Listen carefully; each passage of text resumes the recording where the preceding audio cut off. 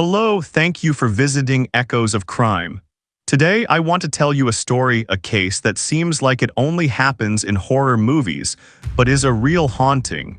He didn't stop. That was the last breathless moment Dru's boyfriend heard on the phone before the call went dead. The scene the next day shocked the community. The car door was still open, the red shoes were scattered under the cold light of the parking lot, and the handbag he had just bought was still there. A small but incriminating presence that this was no ordinary robbery. In just a moment, everything changed. Behind the normal appearance of an active student, a cruel truth was slowly revealed. The story begins here, but it doesn't end there. Dru Sjodin left the store where she worked, a brand new, pretty bag containing a gift for her mother. She was still chatting happily with her boyfriend on the phone when she walked out into the parking lot of Columbia Mall, Grand Forks, on a cold November afternoon in 2003. Her voice rang out over the line, "That was great, you'll love me it," before only the cold wind and the tapping of the phone keys could be heard. That last scene echoed with deep anxiety before everything went suddenly silent. As soon as she realized the call had been cut off, her boyfriend called back, then contacted her roommate and relatives. When the police arrived, Dru's car was still open, her handbag and wallet intact. Everything in the car seemed to bear the marks of someone busy, not a target for ransacking. But the red shoes under the car and the sheath of a folding knife spread out on the tire were the first signs that something bad was about to happen. From that moment, time seemed to rewind tragically. They knew she had made 2 calls, the first inside the mall, the second a few hours later. There was no sign of force, no sign of a robbery. She had been abducted as she walked toward her car, a shadow that gently disappeared into thin air. The police began to process each clue. The mall's security camera had recorded her in a pink shirt, bright, long skirts, the familiar gait of a student like any other girl, diligently studying and volunteering. They also clearly saw a man wandering between the stalls, going back and forth for no apparent reason. Combined with the knife sheath found at the scene, they determined that this was no accident. Dru had been forced at knife point. The investigation plunged into a fierce investigation track. Boyfriends and ex-lovers were ruled out. Other suspects had no clear alibi. When police discovered one of Dru's shoes under a bridge near Crookston, Minnesota, about 25 miles from Grand Forks, they knew the case had crossed state lines. The FBI was called in at every hour, along with thousands of citizens volunteering to turn over every rock, every tree in the bitter winter cold. Over the course of several days, the authorities collected about 2,000 leads only to close them, painfully, one by one when the evidence was insufficient to convict. The harsh weather further hindered search efforts. Icy roads, heavy snow, and every area a minefield of difficult navigation. But public opinion was unshaken. More than 1,300 volunteers responded to the police call for assistance, as if they were running to save a missing child. Finally, a new lead emerged. A caller reported seeing Alfonso Rodriguez Jr., a suspect with multiple convictions for sexual assault, in the mall at the exact time Dru went missing. Of the suspects examined, only Rodriguez was classified as a level 3 offender after being released from parole not long ago, and fit the description of unusual behavior in the surveillance video. A man sitting quietly watching, then quickly moving back toward the exit. When the police interrogated him, Rodriguez could not prove that he had bought clothes or seen a movie, although he said he had bought some and seen a movie that was not scheduled for the theater at the time. A search of his car left them stunned. Several different knives, and one with a sheath that matched the one found at the scene. DNA tests later confirmed that Dru's DNA was in his car. By early December, Alfonso was arrested, and Dru was still missing, with no one knowing where she was or if she was still alive. The case took a nightmarish turn. The suspect was arrested, but Dru's absence was still a big question mark. Behind the guilty or not guilty facade was an unprecedented tension. Would Dru return? And if not, what hope did the family have? Here we pause. There was one detail that was left unsaid. The autopsy revealed how Dru died and what clues confirmed that she could not have survived. And here the question remains. While the law pursued justice, how did Dru's community and family endure until the truth was finally revealed? When Alfonso Rodriguez was arrested on December 1, 2003, the entire Grand Forks community seemed to breathe a sigh of relief for a few seconds. Because soon after, a sense of anxiety, fear, and helplessness set in. They had a suspect, yes, but Dru was still nowhere to be found. And worse, Alfonso didn't say a word, didn't talk, didn't admit it, didn't lead the police anywhere. The quiet, painful question began to spread through the young girl's family. And if he hadn't talked, would she still be alive? Despite Dru's DNA in Alfonso's car, no one knew what had happened to her since the phone call abruptly ended that day. The harsh weather continued to paralyze the search. The snow was getting thicker, the sub-zero temperatures were freezing the ground like steel. But no one gave up. Volunteers continued to go into the woods to the river to climb over icy slopes, hoping to find a trace, a piece of clothing, a personal item, or simply something to let them know she was still out there somewhere. The police used sniffer dogs, helicopters, ATVs, and dozens of other specialized vehicles. But all were silent. Even her phone, which had been giving off a weak signal near Fisher, Minnesota, had gone completely silent since the night she disappeared. No texts, no calls, no GPS available. It seemed Dru had melted into the snow. The Dru family, exhausted but determined, decided to hire a private investigator, Bob Heels, a veteran of high-profile missing persons cases. He camped out with the investigation team, combing through everything from camera footage to the suspect's medical history. But everything hit a wall. Alfonso refused to say a word. No one expected that it would take nearly 5 months after the disappearance for them to get an answer. On April 17, 2004, in a desolate area near Crookston, just a few miles from where the first shoe was found, Dru's body was discovered in a deep, wet ditch. She was buried in snow, barely intact after months of exposure to the harsh climate. Her lower body was naked. Her hands were tied behind her back with rope. Around her neck was a nylon bag tied as a torture device. The emaciated body had multiple lacerations, including a deep gash more than 5 inches long in the neck. The victim had been tortured, strangled, molested, then left in the deadly cold to breathe her last breath in despair. The exact cause of death could not be determined because of the amount of time that had passed, but the autopsy report concluded Dru may have died from blood loss, suffocation, or simply left in the snow until her body gave up fighting. The television news that night paralyzed the entire state of North Dakota. Father Alan S. Sjodin, through tears, said only one sentence: "At least now we can bring her home. If you've made it this far, don't take your eyes off the story." Behind Dru's death was a historic trial, gruesome confessions, and a shocking verdict in America. Subscribe if you want to see the next part, because what's coming is even more horrifying. The trial of Alfonso Rodriguez Jr. began nearly 3 years later in August 2006. Because he kidnapped the victim in North Dakota but killed her in Minnesota, the case was tried as a federal case, and for the first time in more than a century, North Dakota pursued the death penalty. In court, psychiatrists were called in to determine Alfonso's mental state when he committed the crime. But despite his history of mental illness, the panel concluded he was fully aware of his actions and legally competent to stand trial and receive the death penalty. The trial lasted for weeks, during which the prosecutor presented irrefutable evidence. A knife that matched the sheath found at the scene, Dru's blood in Alfonso's car, and especially traces from the nylon bag, rope, and torn clothes, all bearing the DNA of both men.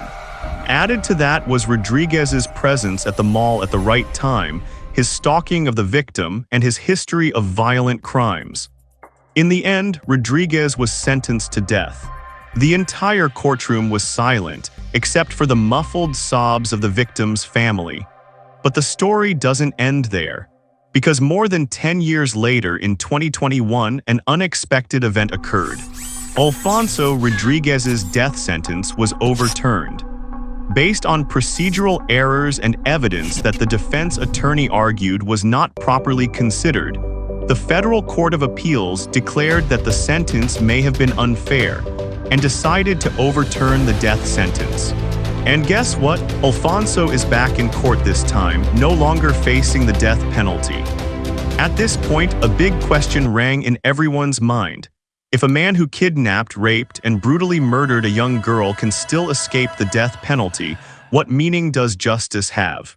The story seemed to have ended with the death sentence for Alfonso Rodriguez Jr., a convicted sexual predator who had been convicted multiple times, finally paying the price for the most heinous act of his life. But no one expected that, nearly 18 years later, justice would be challenged again. In 2021, as the nation debates the death penalty and human rights in the justice system, a seemingly irreversible conviction has been overturned. That's right. A federal judge ruled that Rodriguez had not received a fair trial, that his defense team in the 2006 trial was seriously incompetent, and that evidence regarding the defendant's mental health was not adequately explored. And in just one morning, the Dru family, who had endured the pain of losing their son for nearly 2 decades, was thrown into a deep pit of despair. They couldn't believe it. The man who raped, tortured, and murdered Dru Sjodin was no longer facing the death penalty. The question immediately arose everywhere. Did the legal system fail to protect the victim? Could it be that even with DNA, testimony, a crime scene, and dozens of clear evidence, the perpetrator could still use legal techniques to prolong his life? Rodriguez's new attorneys filed hundreds of pages of appeals documents, including reports from new psychiatrists who said Alfonso was suffering from severe dissociative disorder at the time of the crime. He said that when he saw Dru, he thought he was seeing the image of the girl who had abused him as a child at a church camp. The panic caused him to temporarily lose control, and then he had no recollection of anything. But no one forgot what he himself confessed in his appeals. In it, Alfonso described his entire crime in detail. He admitted to approaching Dru's car while she was on the phone, opening the passenger door and threatening her with a knife. When she started bleeding from her mouth, he covered her face with a plastic bag, then tied her hands, stuffed her in the car, and raped her while she was still alive. He wrote that when he came to, he panicked, dumped her body in a ditch, and drove away as if nothing had happened. These words did not come from the indictment but were his own words, asking to avoid the death penalty. And then he got his way. The death sentence was overturned. The court decided to send the case back to trial to decide the punishment instead of executing her. The people of Grand Forks were stunned. They could not understand. A killer who had described exactly how he tortured his victim, had left a trail of blood, had been convicted multiple times before and still escaped the death penalty. Dru's father, Alan S. Sjodin, could not hide his disappointment. He shared that he often listened to the recording of his daughter's last phone call. Every time he listened, he imagined his little girl struggling, fighting, trying to call for help. But then everything fell silent. What could be more painful than knowing that your daughter was calling for help and you were helpless? He said through tears. And that was not just the feeling of a father, it was the pain of an entire community. Dru was not just a victim. She was a symbol of kindness, of optimism, of the young generation living for others. Before she was kidnapped, she volunteered to teach reading to kindergartners, donated to charities, and never refused to help anyone. Everyone loved Dru, and perhaps that is why her death caused such heartache for everyone. The case raises a deeper question than any court verdict. Can we accept a justice system where the perpetrators live while the victims do not? This is no longer Dru's story. It is our story, and painfully it is not over yet. Rodriguez continues to appeal, continues to delay a new sentence, and to this day has never formally admitted his guilt in court. He hides behind letters, doctors, and a complex legal system that seems to play hide-and-seek with justice. At the end of this section, we look back. The case has dragged on for nearly 20 years. A young girl was brutally murdered. The killer was caught but still alive. The victim's family is still waiting, not for revenge, but to see true justice served. Dru Sjodin is gone, but surprisingly, her death is not the end of the story. Instead, it ushered in a sea of change in the way America treated sex offenders. From a tragic case, citizens, lawmakers, and the government came together to create a new legal system named after her, Dru's Law. At the time of the case, the sex offender system in the United States was lax and inconsistent. Each state had its own system, and finding information about people convicted of rape, molestation, or sexual abuse was difficult, if not impossible. Senator Byron Dorgan of North Dakota, where Dru was kidnapped, told Congress, "If we can track a FedEx package, there's no reason we can't track a child rapist." That statement struck a chord with millions of Americans. Because Alfonso Rodriguez, after serving a prison term with a long history of sex crimes, was released without adequate supervision and without warning to the community. So in 2006, with bipartisan support, President George W. Bush signed into law the Adam Walsh Child Protection and Safety Act. Section H of the Act was the Dru Sjodin National Sex Offender Public Website, a nationwide database that allowed citizens to check and track down registered sex offenders. It was called, in a short and meaningful way, Dru's Law. No one wanted their daughter to become a symbol of an anti-crime movement. But the Sjodin family made a choice. They would not let Dru's death be in vain. They founded the Sjodin Foundation, which focuses on educating young women, developing self-defense tools, funding emergency alert systems for colleges, and even holding personal safety seminars for students across the country. "We will never be victims again," one of Dru's close friends said at a seminar. "We will be a voice. Dru was a part of us, and we will not let her be forgotten." Every November, the month Dru was kidnapped, the University of Minnesota Crookston holds a memorial service with hundreds of people attending, not just to grieve, but to commit to action. But behind all the laws, organizations, campaigns, is a family that is still living in the loss. Dru's mother, Linda Walker, once said in an interview, "There are days when I feel like Dru is just going away to school. But then I look at her necklace and I know she's never coming back." Both Dru's parents took action. They testified in Congress, spoke at conferences, and fought tirelessly to ensure that people like Alfonso Rodriguez would never have another chance to hide in the shadows. Ironically, the legislation prompted by Dru's death led to Rodriguez's quicker recapture. But in the end, it was the system that he clung to avoid the death penalty. Dru Sjodin was not the first victim, nor was she the only one. But what makes her special is that she became a symbol of change. Her death forced the entire country to look at how they protect their children. This case clearly shows two sides of justice. On one side is the determination to punish the wicked and protect society. On the other side is the legal principle. No matter how bad the crime, the accused still has the right to a defense, to a retrial if the process is flawed. We may disagree, but justice is not revenge. It is the truth, the process, the standards, even if sometimes it breaks our hearts. Every time someone visits the National Sex Offender Warning website, every time a woman becomes more aware of her surroundings, every time a new law is passed to protect victims, Dru Sjodin lives on. Not in grief, but in action, Dru is not just a victim. She is the reason America no longer closes its eyes to the darkness.